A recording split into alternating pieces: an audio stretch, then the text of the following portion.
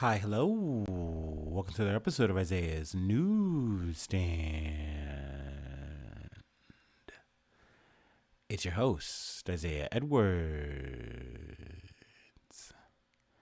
The date is May the 5th, 2025. Hopefully, this episode finds you well, in good spirits, and high hopes. As for me, I'm doing pretty good. Happy Monday. Happy Garfield Day to ya. Hopefully, you got that lasagna. Hopefully, you got 2 helpings of that thing. Hopefully, today's been good. Hopefully, it's been righteous for you. As for me, yes, good day. Pretty much top to bottom. No complaints. I even got a little bit of dead time at the top of the day, because it was just like slow enough at the top. So I was like, awesome, perfect. We love that. It was a good vibe. Work was solid to me. Post work, we went to the gym. Gym was it was definitely not bad. It was if anyway a little interesting for me. Definitely busy, so didn't hit the regular machines, but that's already a part of the plan, already a plot or part of the plot. I did some free weights, and I was feeling better than I did the week prior this time, and I felt like, hey, let's try to push it a little bit. And so I wouldn't necessarily say I was doing like a heavy lift day. I just didn't all the way zero down to like the low maintenance that I like to do for Monday. That being said, I think I did like half of a set, and I was like, yeah, I'm going to go back to my 30s. I'm going to pick them up and run it that way.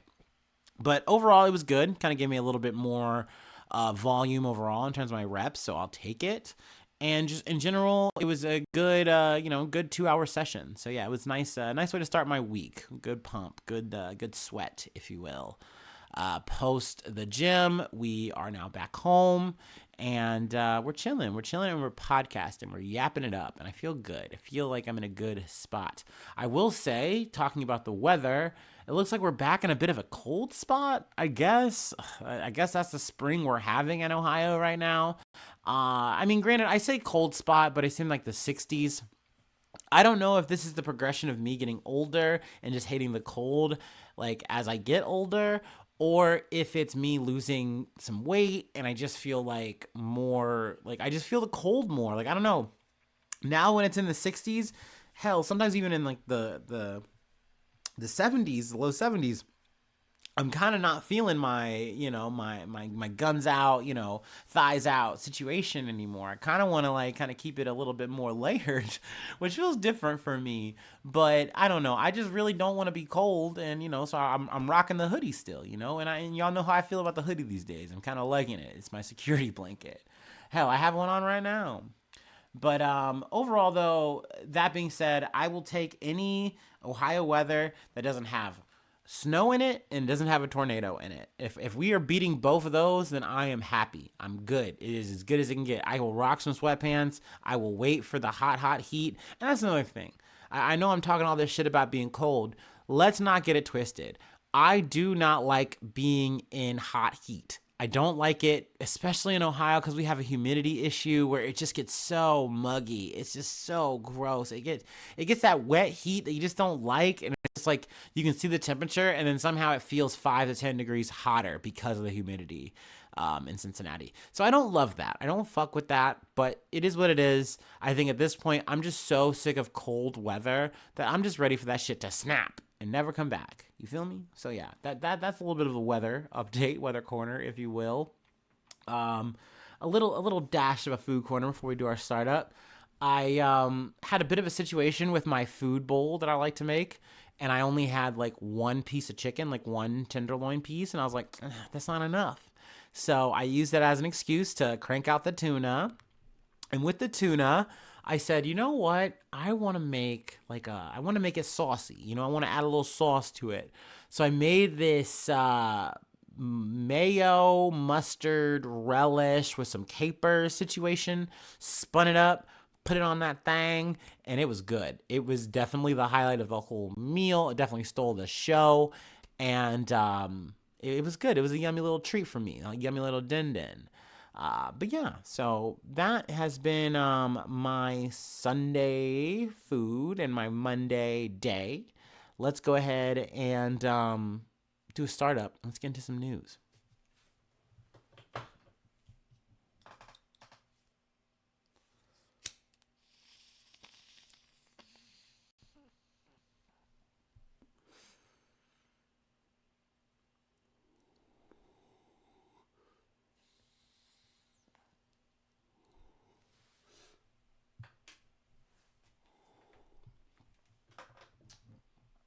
that's yummy.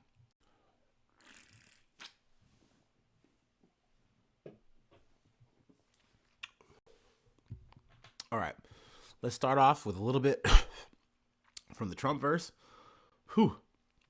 This story comes from Wired. Signal clone used by Mike Waltz pauses service after reports it got hacked. The messaging app used by at least one top Trump administration official has suspended its services following reports of hackers stealing data from the app. Smarsh, Telemessage's parent company, says it's now investigating the incident. Telemessage is investigating a potential security incident.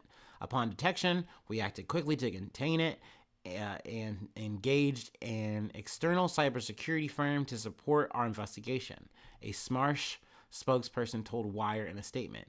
Out of an abundance of caution, all telemessage services have been temporarily suspended. All other Smarsh products and services remain fully operational. President Donald Trump's now former National Security Advisor Mike Waltz was captured by a Reuters photographer last week using an unauthorized version of the secure communication app Signal, known as Telemessage Signal or TM Signal, which allows users to archive their communications. Photos of Waltz using the app appear to show that he was communicating with other high-ranking officials, including Vice President J.D. Vance, U.S. Director of National Intelligence Tulsi Gabbard, and U.S. Secretary of State Marco Rubio. Pete Hegseth dodging a little bit of a bullet here, but yet again, the usual suspects of J.D. Vance, Tulsi Gabbard, and whatnot are getting involved on an app that they really should not be on. And you can make a more of a defense on Signal proper, like, granted, I think you can use that for more or less light communication. It's still a faux pas, like in the government sense, in the administration sense, but you can use it. Biden administration's done this before. No one really batted an eyelash about it. But super secure things you're not supposed to be using on Signal. And now we're not even talking about that. We are talking about a Kroger brand, or I shouldn't say Kroger brand here, off-brand version of Signal here. So that's not okay. That's not greenlit. And they were just texting away on it, kiki or whatever the fuck. And it's like, dude, it's crazy that you're doing this when you know you were in the heat of a little thing that they're calling Signalgate. Like, that shit is on you. And you're over here just like, oh, boop, boop, boop, boop, boop, it's okay. We would rather do this than go through the proper government channels. And it's just like, dog, why are y'all fighting this so hard? Now, yet again, you were giving the people another example to clown y'all. Because look, a hack just happened. Probably over the fact that you guys are on it and people know that you're on it. Like, at the end of the day, this looks terrible. It looks bad. This is part of the fucking reason that he's shuffling this guy off to the fucking UN, hypothetically, hopefully. We'll see. Man, it's wild. I expected one fucking fuck up from this guy like this, but to just once again constantly be on this shit. And then not just be on this shit, but then use a more feeble version. You know what I mean? A version that's even less secure, it seems, than the OG Signal proper, whatever. So I definitely was chomping at the bit to cover this when I saw it. I'm like, it's not just him. You got Tulsi Gabbard. You used to be in the fucking military. You know better than this. The vice president, y'all know better than this. But here you are, fucking yucking it up, dude. And there's not going to be any repercussions for this shit. You know what I mean? The head already rolled for Waltz. We'll see. Maybe he doesn't even get this fucking UN job. But, I mean, that remained to be seen even now. So I just wanted to start off with this. There's some more Trump stuff that I should hit. I don't want to delve into the details of it, though. This is just part, I feel like, of the flooding the zone. So we'll just kind of do a quick rundown here. Quick little headline from CNN. Alcatraz, taco bowls, and foreign films are on Trump's mind. So specifically on two of these things here. Alcatraz, he's now floated the idea of like reopening Alcatraz as a prison option, which is not the problem, by the way. America has plenty of fucking prisons. This is just a weird, odd-ass move. Not to mention, people have floated the idea of opening Alcatraz again anyway, which is a terrible prison. It was like, oh, it's an unescapable prison. They made movies about this shit. But there's also, like, just tons of human atrocities. Just human rights violations just going on in this place over and over and over again. Like, I mean, plenty of other prisons, in our system. even to date, of course. But it's like, no, this shit got closed for being so bad and not good. And also, they couldn't afford to keep it up. And this has been floated before. This is almost like the daylight savings conversation. Like, are we going to get rid of daylight savings? This president says maybe. Also, Trump has floated that again. He's trying to float this with Alcatraz. It's not going to work. Like, it has no legs. We're not doing this. Like, once again, we have plenty of fucking prisons with plenty of room. And when they want to be filled, they yearn for it. Give us more people so we can flood a McDonald's and have them work for even less pay. Like, you don't need to do this, but this is just a fun little talking point, and I think he loves to bob and weave with this kind of shit. The foreign film thing, he wants to put 100% tariff on Hollywood movies that we're sending out abroad, which is essentially something that I think is like maybe a win-win to him because he gets to talk tariffs. And like worst case scenario, oh, is this something that's bad for Hollywood? Oops, those Hollywood elite liberals. Like essentially he gets to stick it to George Clooney either way here, right? So I don't think he has any problem pushing this agenda, talking about this, adding this to the list, even though we've talked about this before on the podcast. Tariffs are not effective. These tariffs especially are not doing a damn thing for us as Americans other than making our groceries and cars and our fucking interest and shit just more expensive. It's making things worse, bro. And I mean, so far the job market, I don't talk about this too often, has been like steady, like it's been doing okay. But once again, this tariff shit has not fully hit yet. We've been getting it in drips and drabs, and like the minutes kind of keeps getting pushed further and further out, and we don't know if Trump's really that serious about it. Like we see at least he's a certain level of serious, but is he really going to go all the way, like through all the way with this? You know what I mean? Is he going to potentially try to make it worse? Which is kind of like people are already saying, it's like, look, it's already at a certain level. It doesn't matter if he tries to make it worse. He needs to peel it back. Otherwise, we're all toast, right? Like economically, we're all getting fried right now, and it's only standing to get worse. So, I mean, something like a Hollywood tariff on this shit is just like, okay, just adding more to it, whatever, man. And then what was the other thing I needed to hit? Here we go. From Reuters, U.S. offers $1,000 stipend to encourage migrants to self-deport. Now, I mean, there's been this heavy pressure in terms of the Trump administration trying to literally just get people to leave. Like, you hit this button on this app, I think it was a CBP app, like the old Biden app that was initially used for one thing, now being used for this. They're like, hey, push this button. We will make sure we get you set up so that you can get out of here. They're now trying to sweeten the pot and give you $1,000. And I don't even feel like getting into the guts of this. I haven't really gotten into the details. I've been a busy boy, but this sounds bullshit. And I do love this about Trump, right? And I think that when I want to just make a stop and note about this. I think this part right here, it is the money transactional sense of Trump that a lot of the fucking Trump heads really latch onto, whether they know it or not, or realize, like, whatever they realize, is that, oh, this is where he's a good economist. This is where he's a good businessman. When he gives me money treats, when he gives me $1,000 for surviving COVID, you know what I mean? Or $1,200, $1,500, however much it was. That style of governing, yeah, people love when they get money from their government. I think everyone likes that, especially when it's a straight up check and you get that check and you can deposit it. Now, granted, a Republican usually would call that like welfare. They wouldn't like that kind of shit. But for some reason, crazy, poor people really do dig it, myself fucking included. That being said, it's a terrible way of fucking governing. It also fucks up your economy to do stupid shit like this. This is why I don't think it's going to get off the ground, dude. Like, how are you going to work this out? Hey, we're going to give you a 1,000 USD, but get out of here, and we'll give it to you before or after we kick you out. Like, you kick yourself out. Like, I don't even feel like getting into the weeds about it. I will let the Daily or whoever fucking figure this out. And then if Trump's serious about it, then I'll come back and talk about it. How does that sound? Is that a deal? Can we agree on that? Let's shake hands. Okay, cool beans. Let's move on to the rest of the episode. I want to get out of the Trumpverse. Let's leave. Let's zoom. Anyway, actually, we got to zoom all the way over to Cincinnati, where I live, my stomping grounds, if you will. Sadly, for a really rough story. Oh, actually, before I get into this, Sean Combs' trial, that is like officially getting on. I think they're doing jury selection, so that's a whole fucking thing. Y'all know how I usually like to cover trials. I don't like to just do them blow for blow. I don't have that kind of fucking time. I don't have that kind of bandwidth, really. So, we'll probably cover big highlights when I hear them, and we'll go from there. And yeah, so just so you know, little just for your information. Anyway, let me take this water break and let's get to some Cincinnati news. It's pretty sad, and but I want to try to get through it and say my shit on it.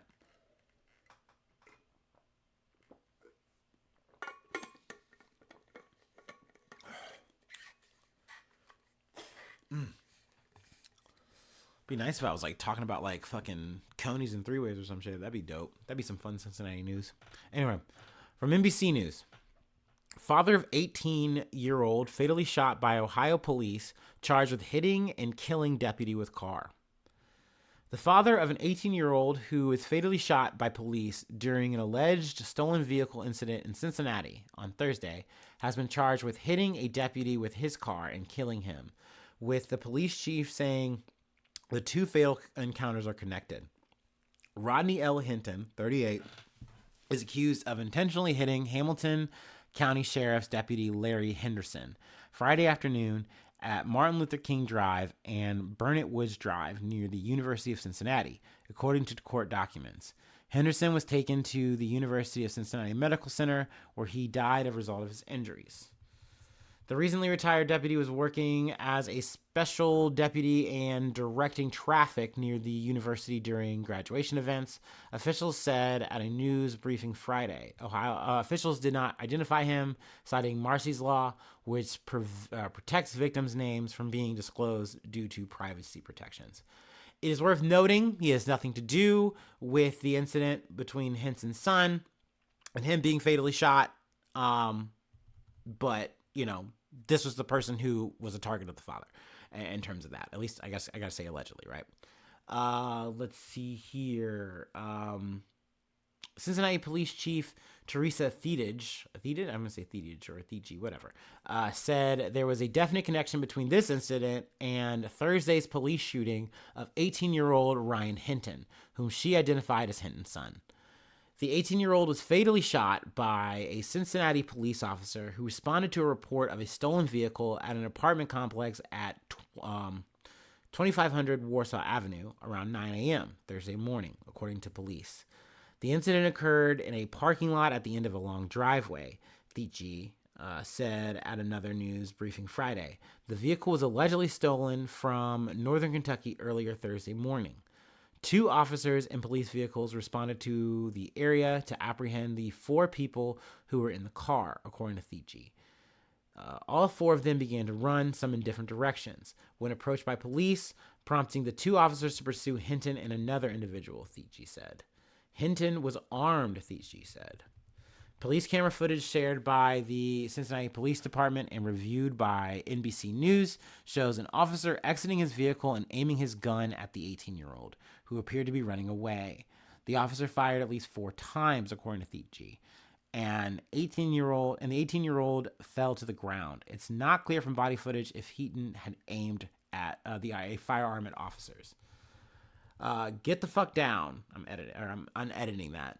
The officer could be heard saying afterwards. Thege said she believes Ryan was hit by 2 bullets in the chest and the arm.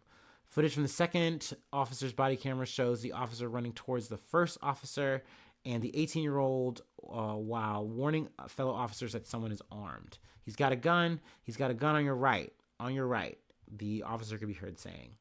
The gun that Ryan Hinton allegedly had with him was recovered from the scene following the shooting, along with a loaded extended magazine, Thege said. A second magazine was also allegedly found in his jacket pocket. Thege defended the officer's shooting of Hinton, saying officers are often compelled to make split-second decisions to protect others and themselves when faced with immediate threats. That is a fucking statement we've heard plenty of times, that this is all split-second in the line of duty, and that's why it had to happen. You know, so therefore, and we're not even saying this is a mistake. We're just saying this is how it is, just how it works. So you ran away, you have a gun, crime, I can execute you. Like that is what the math is every fucking time when we talk about this shit. which is always something I find very frustrating, because then for other people, that is the line that they will tout back to you, that they will parrot back to you when you say this didn't have to happen. This was avoidable. It was not an inevitable fucking happening. And they're like, well, if he just done everything right, if he just didn't have a fucking gun, then we wouldn't be here. And it's like, no, man. At the end of the day, if we are focusing on actually de-escalating a thing, an actual problem in these moments, you more times than not are going to have everyone come out of it alive. Gun, not gun, what have you. But at the end of the day, this is the default that so many cops choose, especially when they are chasing down a black man, a person of color. They just don't care. They are just willing to act. Boom. Because what are the consequences? You know what I mean? And as we are going to potentially figure out these consequences, because let's kind of read further. The 18-year-old's family hired attorneys to conduct an investigation into the fatal shooting. On Friday, the family, including Rodney Hinton, and their attorneys attended a meeting with Cincinnati Police Department to watch the body camera footage, according to a statement from the spokesperson for the Cochran firm. After the meeting, the distraught father left in his own car, which is when the incident involving the deputy happened, the spokesperson said. Now, I want to say here, I'm not advocating, I'm not saying I support seeing you're doing, there's no reason to say, okay, well now I'm going to go find someone, I'm going to find anyone, get any of these officers, and I'm going to mow them down. GTA style, crazy taxi style. No, I'm not saying that that's okay. But I'm saying I can understand how you get here as a fucking parent. I know I don't have fucking kids, but just insert a loved one here. And yes, did they do something wrong? They fucked up. They made a fucking mistake. Yes. But because they chose to run away. And once again, this cop does this math in their head in this split second that we're fucking talking about and says, guess what? I'm Judge Dredd now. Bam, bam. Your kid's gone. There's nothing you can do about that. There's nothing that any of this can do. Even in the best case scenario, you get justice here, which it's hard. I'm very cynical on these kind of situations, especially when you see how it plays out and how people are going to react, how the media is going to play it, how people are going to interpret it. And they're going to be like, actually not guilty. It's fine. They were just doing their job. You know there's not going to be any justice for your son. That is how you probably feel in these moments. I can understand that.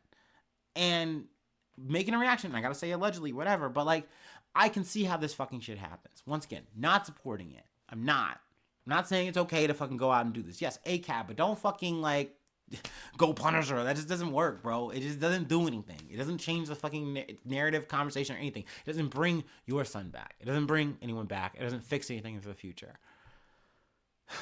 But this was a really gripping story, and I know I saw it a lot when I was just chilling in the break room today.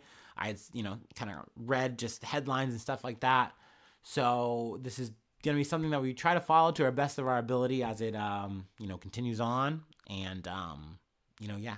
But, I mean, that is how I feel about this shit. Let's see. I mean, there's more here. I guess I want to read just for the sake of details. 2 of the other suspects involved in the alleged car theft were identified as 18-year-old Jarrell Austin and 19-year-old DeAnthony Bullocks, who have been charged with receiving stolen property and felony obstructing official business. So it's almost like you could have captured and apprehended these people without executing them. It's possible. And it's like, well, this one had the guns. We had to do it. Okay. All right. Sure. He was running away, but sure, dude. The car incident involving Rodney Hinton and the deputy is still under investigation, with Hamilton County Prosecutor Connie Pillich promising to throw the full force of the law at him if the incident is proven to be intentional. A procession will be held in honor of the deputy who was killed.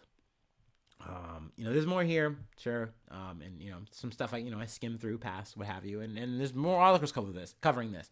It took a little bit for me to kind of just find it all to kind of come up with what I wanted to talk about, what I wanted to hit on from the story. But yeah, obviously condolences to everyone who lost their lives in this situation. I will say that. But y'all know how I feel about this shit. Y'all know how I feel about fucking law enforcement. And,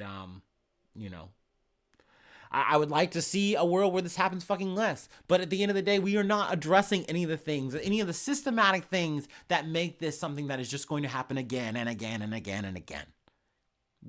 Whether it's law enforcement, whether we're fucking talking about gun regulation, it's just not happening in this fucking country. And I can see, think, and talk about all the fucking horrors of gun violence and all that shit that I've seen and and run the shit that we've even covered, but it doesn't make a difference to people. It doesn't make a difference to our goddamn politicians. And I've said this before, and I'm sure I'll sadly say it again. I'm just tired of having it. I'm tired of fucking talking on that access till I'm blue in the face, till I'm crying my eyes out. I just don't want to do it. You can almost say ditto for the law enforcement shit, but my black ass is gonna keep covering that shit however I can, to the best of my ability, because it's important to me. But yeah, it's until we really start trying to peel that shit and actually deal with that shit. Once again, we will be here again. I hate to say that, but that's just the fucking truth. It just is. So smoke them if you got them. Anyway. Back to boat news. Boat news that is not also. It's also bad. It's also bad, but there's no cops and cars. Anyway, CBS News. Boat capsizes off San Diego beach, killing 3 and leaving at least 7 others missing. A small boat believed to be carrying migrants capsized early Monday off the coast of San Diego, leaving at least 3 people dead and 4 others injured. The U.S. Coast Guard said Monday afternoon that crews were searching for at least 7 others after earlier saying 9 people were missing. The Panga-style boat, a small, open, outboard-powered fishing vessel, overturned near Torrey Pines State Beach with at least 16 people on board, a U.S. Coast Guard official told CBS News. Among them were at least 2 children, according to San Diego CBS affiliate KFMB, which also reported that 4 people were hospitalized in the aftermath of the incident.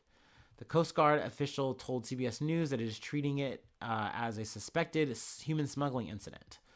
The U.S. Coast Guard Petty Officer Chris Sappi told the Associated Press that it was unclear where the boat was coming from before it flipped about 35 miles north of the Mexico border. He said similar vessels were commonly used by smugglers. They were not tourists, Sappi said. They were believed to be migrants. I love that they understand that they can't make migrants a dirty word because it's just people trying to flee a bad situation and get to a better one. So the focus always becomes, well, can we make it about how like the human smugglers are evil, bad people? And it's like, once again, yes, am I rooting and cheering for human smuggling? No, it's usually a fucking bad, terrible fucking racket where you are taking advantage of people. It is a living, breathing, organic fucking scam run by usually the worst people. But at the end of the day, you are trying to villainize these people when you won't let them in. So, like, okay, all right, yeah, boogeyman's human smuggler, human trafficking, real bad. But also, it's like, why don't you let these people in? Why don't you let these migrants in? It's like, but they're different than us. They're gonna make like our economy bad or something. I don't know, whatever. Like I can say to kind of make you not like them. They're that okay. It's like I don't want them around, and it's like, oh, okay, but maybe you could. They weren't tourists. Like I do actually like that quote. Like thank you, Sappy. Thank you for reminding us, I guess. Let's see here. Is there anything else I really wanted to pull? Nope. That's that for this part of our boat news. And we have one more story that I wanted to cover. Obviously, once again, condolences. Obviously, really fucking sad. I know sometimes I can get bogged down in trying to make my fucking point sometimes, and lose the tree and the forest of bullshit. But it is sad that these things are happening, again and again and again, and we're not changing. That's why I go, God damn, isn't it frustrating that we just make it easier so people don't have to fucking take these measures to get from one place to a fucking other place? All because we have a border. You shouldn't be past this unless you're us. It's just a trivial fucking thing to me sometimes when I think about it too much. Anyway. One more boat story. And it's a good boat story, okay? It is a survivor story, okay? This is some shit that, once again, I say this sometimes. You can make a movie out of this goddamn thing, okay? All right? There should be like a drinking game where like you guys come up with stuff that I just say often or things that I do. I would love that. That'd be sick. Because I feel like I'm a predictable, repetitive person. All right. And the way that this shit usually flows. Okay. Shit. Even Spotify got my shit down. They're doing chapters for me sometimes. Thank you. Thank you, AI. I didn't do that on purpose. It just is happening, by the way. But I do love that because I don't have a guy to do it and I'm not smart enough to set those little segment breaks and stuff in. I guess Spotify's beta testing on me. They're using me for AI experiments. Anyway, let's take our last break and we will close it out.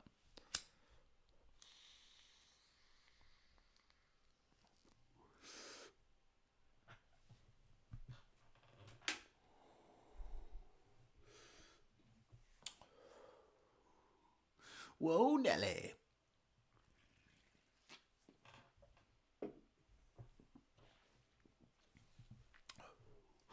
Whew. Oh, that was a good one. It's bringing me back. Ooh, okay. I needed that. Okay. Deep breaths, y'all. Oh, this is another random random aside. I'm getting anecdotal. I want to lighten the mood a bit. Um, Talking to one of my friends, they told me, and this is per what they've been seeing on TikTok, so who knows? Algorithm be damned. Billy Blanks, Tybo making a comeback. I fucking love that. So a little bit of a lore about me. The first time I ever got into losing weight, the first time a Diet Coke ever pursed these lips was my Tybo era. I had a Tybo era. My parents were like really trying to just get me anything that could kind of stick. And we said, okay, well, we'll get a Tybo video or two. We'll pop that in for 30 minutes. You do some Tybo. And I was sweating it out with Billy Blanks. I was hitting those squats. I was hitting that shadow speed bag or whatever. It was a vibe. I loved it. I didn't love it, but I loved it. And I gotta say, I think to my memory, with the diet we were trying to do back then, and Tybo, I think I lost about 10, 15 pounds then. And then I gave it up. I either got bored, I didn't want to do it anymore, whatever. Typical shit. That happens in a weight loss fitness journey. I think especially when you're young and impulsive, there's just so many other things you would just be rather doing than like doing Tybo. I could be watching Toonami. I could be like playing a video game. Anything else other than this, like no thanks. So it didn't stick. Neither did the Diet Cokes. Ugh, yeah, fucking hate Diet Coke. Sorry if you're a Diet Coke enjoyer. My dead father, that was his favorite thing. R.I.P. And but hey, I'm not a big diet drinker in terms of that. I say that, but that's why I like drinking the zeros. To me was a big deal because I'm like, ugh, zeros are just shadow diet drinks, and I'm sick of people not admitting that. I know I'm getting way off base here. We're not talking about anything, but like, god damn it, it is what it is. And sugar is fine sometimes, unless you can't have any of it. Then like, why are we drinking this stupid shit? I say that as now I'm getting into these zero drinks, so I'm now sipping the Kool-Aid, but I'm still like, I don't want to do this for a living. Every once in a while, maybe. But anyway, enough about my past. Enough about my thoughts on beverages. Let's get into some news that I was talking about in the previous episode. Like I said, a lot of boat talk. A lot of boats are going down in the water. And that's not good. We don't like that. Blah, bad. But this isn't even a boat story. Oh my gosh, I'm realizing that this isn't a boat story. But at the same time, it's a survivor story, and it's close enough to a boat story because water's involved. How about that? And it's a vehicle from the air, so it's a plane. And then it kind of becomes a boat because you're surviving on the plane on the water. Can we just like compromise there? How about that? All right, I'm trying to make this segue work. All right, I'm trying to give us a reason for this. Okay. Anyway, from the BBC. 5 people survive 36 hours in swamp surrounded by alligators after plane crash. 5 people have been rescued after spending 36 hours atop a plane in a alligator-infested swamp in the Amazon after it was forced to make an emergency landing, local authorities said. The plane was found by local fishermen in Bolivia's Amazonas region on Friday, having been missing for 48 hours. The survivors, 3 women, a child, and the 29-year-old pilot were rescued in excellent condition. Wilson Alvia, director of Binney Department's Emergency Operations Center, said. So I'm going to pause here. I'm realizing now my mistake, why I had such a problem finding this article, because I was looking for a boat. I thought it was a boat. And in my dizzy little brain, when I initially heard the story and went to go look for it, I was like, yeah, it's a boat thing. And I was mashing this in the Google. I'm like, why can't I find it? I'm just not finding it. And then I went back to the source, which was BBC, the podcast. And I was just like, okay, now I know the location, whatever, blah, blah, blah. But once again, kind of went over my head, the vehicle. So there we go. Look, I'm not a perfect person. Anyway, a search and rescue mission was launched on Thursday after the plane disappeared from the radar of the Beni department in central Bolivia. The pilot told local media that the engine failure had prompted an emergency landing near the Entomas River during a flight from Juarez in northern Bolivia to the city of Trinidad. Andres Velarde said the plane had suddenly started to lose altitude and he had been forced to land the craft in a swamp near a lagoon. The 5 that had been on board stood on top of the plane and were surrounded by alligators that came within 3 meters of them, or 3 meters of us. Velarde added that he believed petrol leaking from the plane had kept the predators at bay. They also saw an anaconda in the water. Dude, it's just so scary. Like, once again, you could make a movie out of their survival experience because you survived the plane crash. That's crazy. That's wild. That's already something that takes people out. Okay. And then you're here and you're surrounded by crocodiles. You got leaking petrol in the water. So it's like, uh-oh, that's not good. And, what are we going to do? Oh, and there's an anaconda? While waiting for rescue, they ate local cassava flour one of the passengers had brought. We couldn't drink water, and we couldn't go anywhere else because of the alligators, Velarde said. Central and South America are home to caimans? I want to caimans. We're going to say caimans. A relative of alligators. After fishermen discovered the craft, a helicopter was sent to transport the survivors to the hospital. Let's see. Ruben Torres, director of the Beni Region Health Department, said that there had been a lot of speculation about the case and many theories after the plane went missing. I'm really happy because in the end, all the institutions joined together to be able to find... joined together to be able to find the missing people and save those lives, he told Reuters. I don't know why I had that mental little foible there. Forgive me. But I do think that technically, even though the leaking petrol was a bad thing, when I was listening on the BBC thing, they said it might have been a factor that also helped save them in the sense of like, yes, there were alligators and this is anaconda and all this around the area. They're definitely hungry for them. They know they're there, right? But the petrol might have kept them from being like eaten because they might have just been like, well, we're gonna get you. There's nothing really between us. You're right here. But like with that petrol in the water, they're like, we only want to maybe get so close. So that speculation hat, maybe from BBC, also maybe from me. So there we go. That is where I will leave it. I know a bit of a girthy episode, a bit of a big episode, so mea culpa. And I know a little bumpy along the way. I definitely said some things. Things were said. But yeah, that's going to be it. That's the episode. If you'd like to help out, support the effort, I do have a Patreon. Patreon.com/Isaiah News. Become a newsie today. Free ways to help me out, or maybe not help me out. It would help me out to get an email from you. I'll say it. That'd be cool. That'd be fun. It would enrich my life. IsaiahNews1@gmail.com. Feel free to follow me or the podcast on any of the socials. Subscribe to the YouTube. Subscribe or follow on TikTok. There's the Spotify, and then there's Apple Podcasts or whatever you're listening on. Those are all ways to keep up with the Joneses, if you will. Leave a like, leave a comment. Sharing is caring. It helps the algorithm and spreads the word if you want to. But really, you just listening is pretty cool. It's crazy that I do this every day and that some of you guys and gals and MBs have come through for as much as you could. And I appreciate that. I appreciate the homies who want to catch up with the Joneses and they say, hey, I'm going to listen to a whole episode. Like, shit. And if you're making it now, you're hearing me here. You're here for my post credits. Like, this is the Thunderbolts. It's crazy. I know. I'm also going long for no reason, right? Like, what is this? But hey, it is to show love. Okay, we don't say this very often, but this is like kind of the love corner of the episode. You know, but anyway, that's it. That's the episode. I'm done.